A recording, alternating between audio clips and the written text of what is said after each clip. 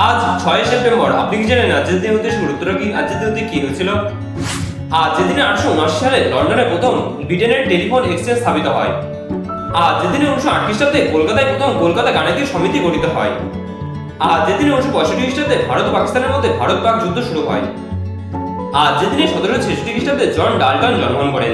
তিনি ছিলেন একজন ইংরেজ রসায়নবিদ। তিনি পরমাণুবাদের জনক হিসেবে পরিচিত। আজ যেদিনে 1889 খ্রিস্টাব্দে শরৎচন্দ্র বসু জন্মগ্রহণ করেন। তিনি ছিলেন একজন জাতীয়তাবাদী নেতা, পেশায় ব্যারিস্টার এবং স্বাধীনতা সংগ্রামী।